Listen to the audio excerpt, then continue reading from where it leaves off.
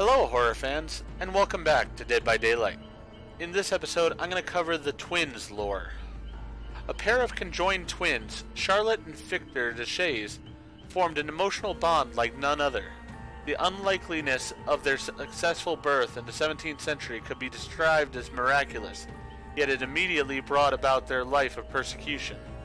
The twins emerged with Victor's lower body affixed into the chest of his sister, legs twisted around her muscles and organs.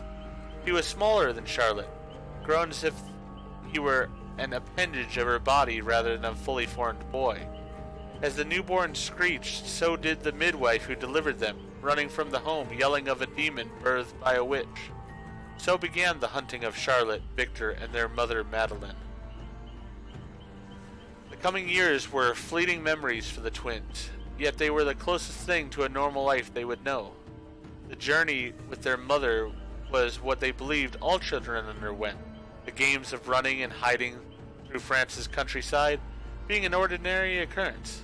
At the age of 5, a new challenge to the game was presented as their mother fell ill. Pale and exhausted, Madeline had no choice but to pass the responsibility of collecting food onto Charlotte. The girl, burdened under extra clothing that concealed Victor's protruding body, set out from the forest tent and marched to a nearby town. Though a peculiar sight, she did what she had been trained for, waiting for an opening at the market and swiping whatever food she could. It was a victory in the game, but one short-lived. After midnight, glowing flames surrounded the family's encampment, bobbing through the darkness. A single commanding shout broke the night's silence, and a mob of witch hunters streamed in. Grubby hands tore the twins from their bed, Charlotte frantically kicking all who approached. Madeline cried for her children, her voice abruptly silenced by a club to her skull. Victor shrieked, the wailings of a trapped rat. The hunters coordinated quickly.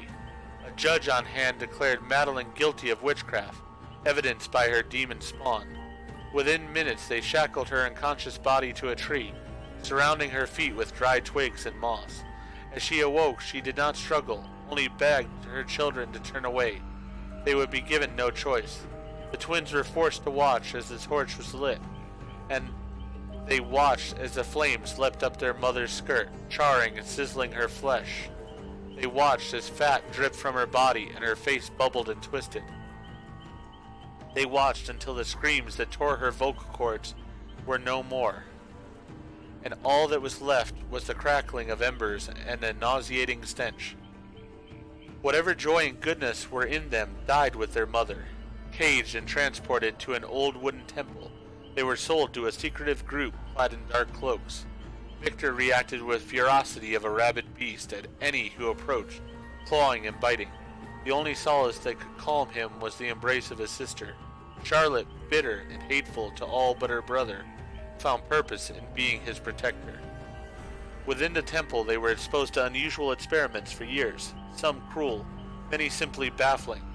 One day they would be made to break the neck of a small gray bird. The next they would bleed their fingers into a vase of roses. Every 7th day they would sleep with the branch of a damp oak beneath their pillow. Then there was the chanting, a never-ending chorus from cloaked figures on scheduled intervals. In time, a final experiment was planned. 2 robed figures herded the twins to the center of the temple, holding Charlotte upon an altar in a room alit with candelabras.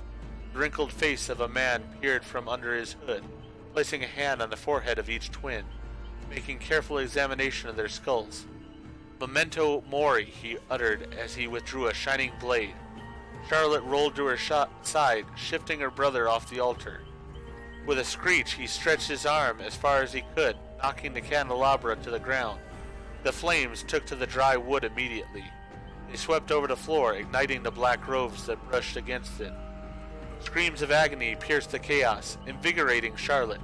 She dashed through the inferno, visions concealed with nothing but black smoke and blazing flame.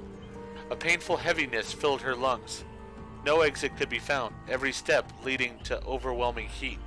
She fell to her knees, suffocating, and then saw it.